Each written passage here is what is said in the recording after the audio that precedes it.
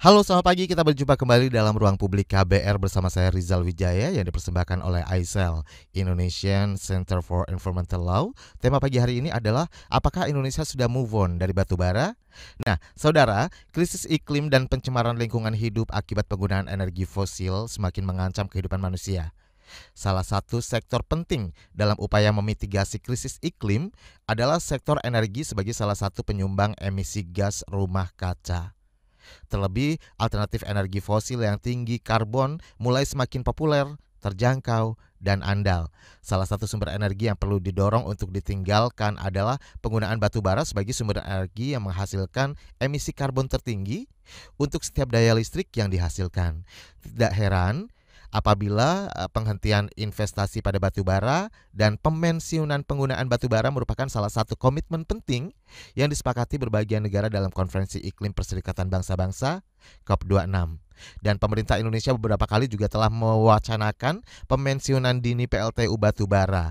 Sayangnya, berbagai kebijakan di Indonesia masih mendorong pemanfaatan sumber energi paling kotor tersebut, yaitu batu bara ya. Dan misalnya draft RUU EBT terbaru justru turut mendorong penggunaan advanced technology untuk energi tidak terbarukan dan tetap menggunakan pembangkit energi tidak terbarukan setempat. Tidak hanya itu, RUU EBT juga memuat insentif bagi energi baru yang bermasalah. Lalu bagaimana sih ICEL mendorong Indonesia segera move on dari penggunaan batu bara? Apa saja langkah dan upaya yang telah dilakukan? Kita akan perbincangkan lebih dalam soal ini di ruang publik KBR bersama dua narasumber kami yang terhubung secara virtual pagi hari ini ya. Selamat pagi, saya akan sapa terlebih dahulu. Halo Mas Julian Christian, peneliti spesialis bahan bakar bersih Institute for Essential Services Reform IESR. Selamat pagi Mas Julius. Selamat pagi, selamat pagi. Salam sehat Mas Julius. Ya, sama-sama. Baik, kemudian yang kedua adalah ada Mas Emil Dalazuardi, Indonesian Center for Environmental Law atau ICEL. Selamat pagi, Mas Elang, saya biasa panggil. Lebih familiar Mas Elang ya. Katanya kalau Ya, dipanggil pagi. Mas Lazuardi nanti nggak nengok. Agak-agak asing gitu ya Mas Lazuardi, Mas Elang ya. Iya. Baik.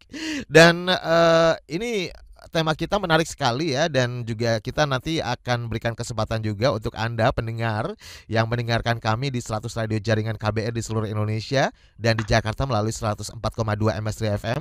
Silakan Anda siap-siap aja untuk telepon kami menanyakan soal tema kita hari ini di nomor telepon bebas pulsa 0800 245 7893. Atau Anda juga bisa kirimkan WhatsApp ya di 0812 118 8181 atau live chat di YouTube Berita KBR karena kita live streaming di sana. Baik, yang pertama ke Mas Julius Christian terlebih dahulu. Ini ngomongin soal penggunaan batu bara ya, energi fosil. Seperti apa sih sebenarnya potret penggunaan batu bara di Indonesia hingga saat ini? Datanya seperti apa? Apakah Indonesia benar-benar sudah move on dari batu bara? Ternyata bukan cinta aja ya, orang pacaran yang bisa move on ya, mantan gitu ya. Tapi ternyata batu bara juga harus move on. Oke, seperti apa nih penjelasannya Mas Julius?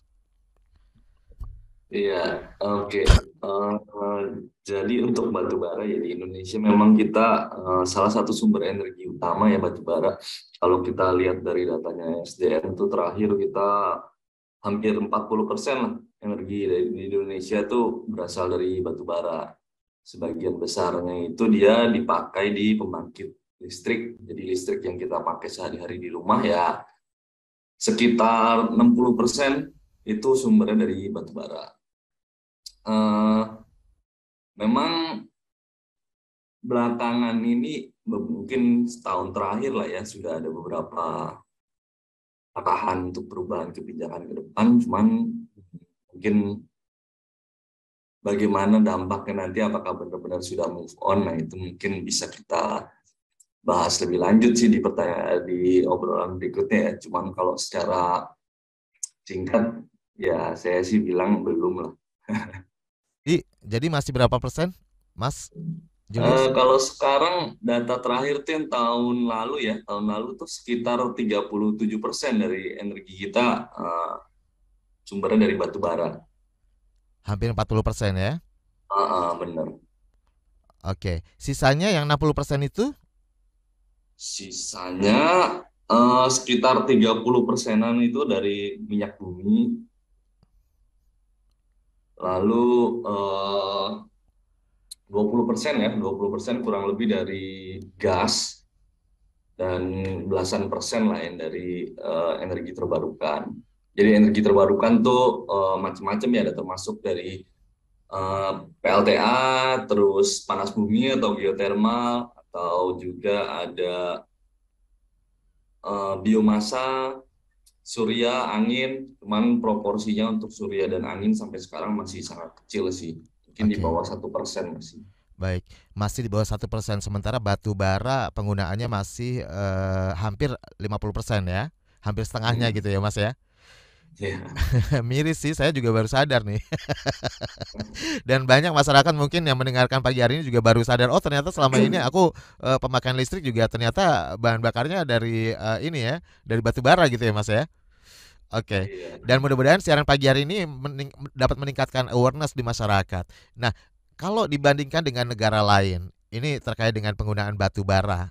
Kalau di Indonesia kan tadi disebutkan hampir 40% gitu ya. Kalau di negara lain, di perbandingannya seperti apa nih dengan negara lain? Kasarnya kalau saya coba lihat di statistik ya, statistik dari BP, statistik global itu Indonesia kurang lebih di peringkat ketujuh lah di dunia untuk konsumsi batu bara. Jadi ada beberapa negara kayak US, kemudian Jepang, Cina, India, itu mereka memang konsumsinya masih lebih tinggi dibandingkan Indonesia. Terutama memang yang paling gede Cina dan India sih. Cuman sebagian besar ya trennya cukup agak menurun lah, kayak di Rusia, kemudian Jepang, US itu minimal stagnan atau cenderung menurun. Kalau India dan Cina memang masih naik ya. Nah, Indonesia sejalan tuh dengan Cina dan India, kita masih naik sejauh ini trennya. Jadi ya mungkin dalam beberapa tahun ke depan bisa jadi kita naik lagi peringkatnya, mungkin peringkat kelima gitu. Lima besar ya, tapi lima besar yang tidak membanggakan tentunya. Ini notabene ada beberapa negara maju yang ternyata pemakaiannya juga besar ya. Ini sebenarnya faktor apa ya? Kira-kira ya. Kenapa masih bergantung dengan Memang batu bara?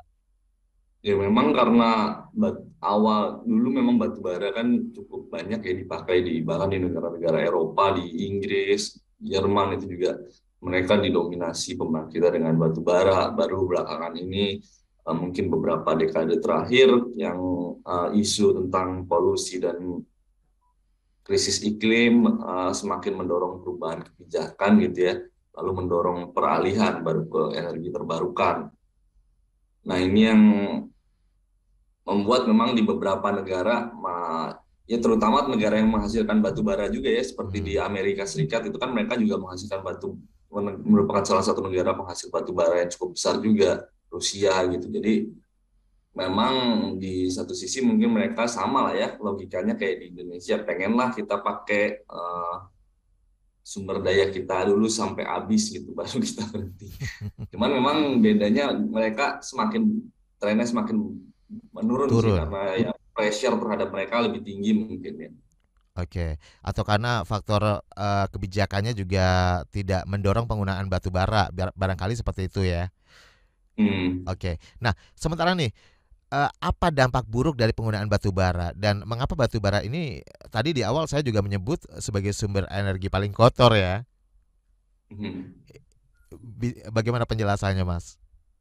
Iya, kalau dampaknya sih mungkin yang paling jelas itu sekarang yang paling sering dibahas terkait dengan krisis iklim ya. Jadi batu bara itu menghasilkan emisi CO2 dalam pembakarannya. Kalau kita pakai di pembangkit listrik itu kan jadi bakar tuh. Hmm. Dibakar dia menghasilkan CO2. Nah, yang itu merupakan penyebab utama lah dari krisis iklim itu. Selain itu juga di waktu penambangannya itu juga dia menghasilkan emisi metana. Metana itu salah satu gas rumah kaca juga yang penyebab krisis iklim juga. Eh, jadi itu mungkin kalau kita ngomong sekarang penyebab utamanya, dan kenapa dia paling kotor ya karena memang kandungan emisi CO2-nya dia paling besar kandungan emisi gas rumah kaca dia paling besar per satuan energi dibandingkan sumber energi yang lain termasuk gas dan minyak bumi gitu. Hmm.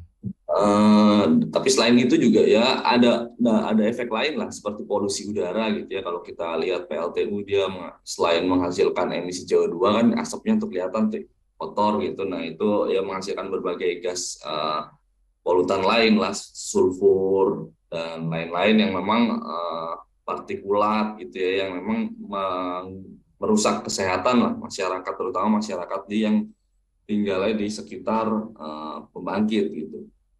Juga dia menghasilkan debu-debu yang juga bersifat toksik.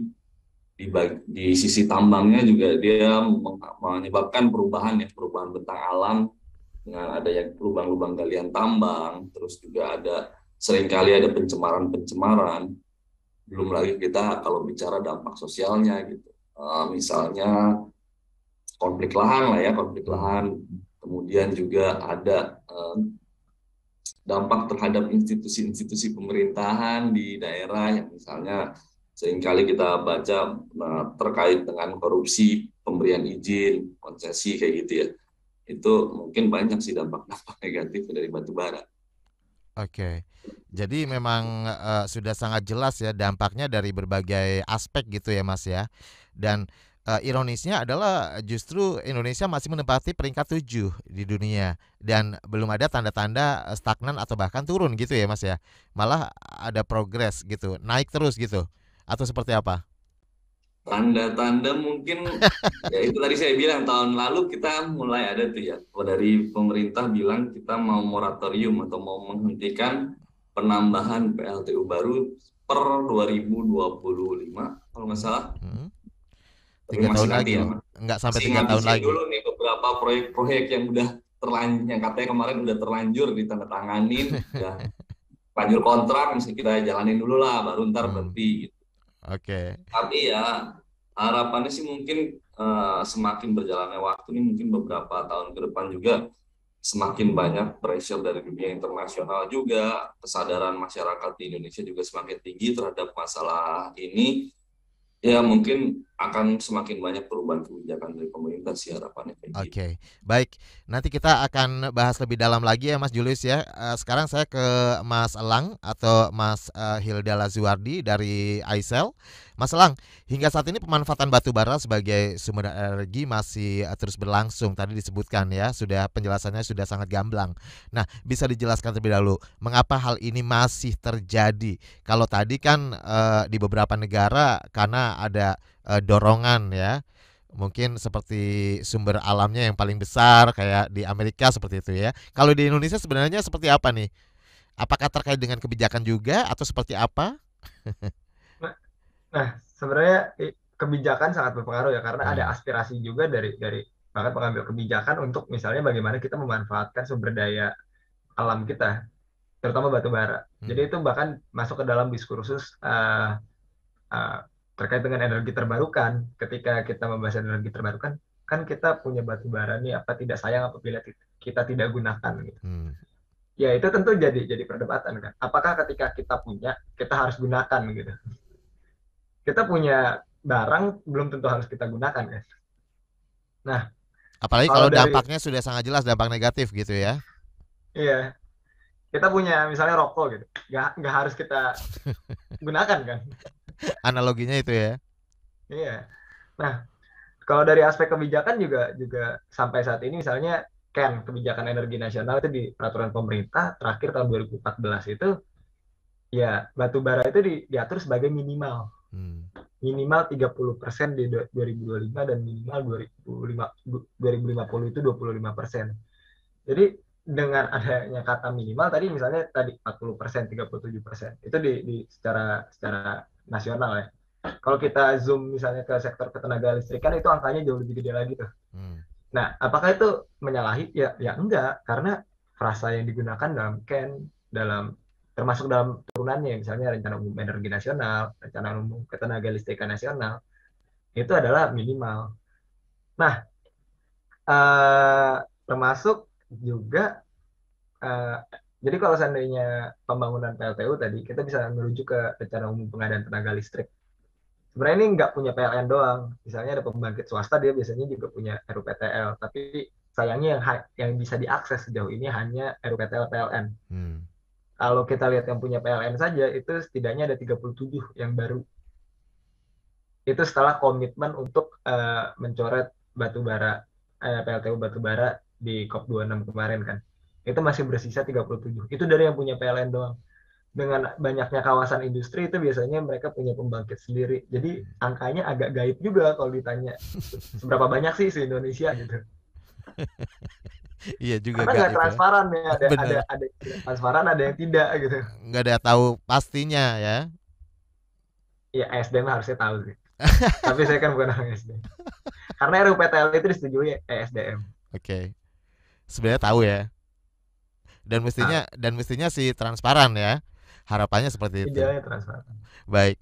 Nah, sebelum kita berbincang lebih dalam nih, Mas Elang, kita akan jeda iklan terlebih dahulu ya.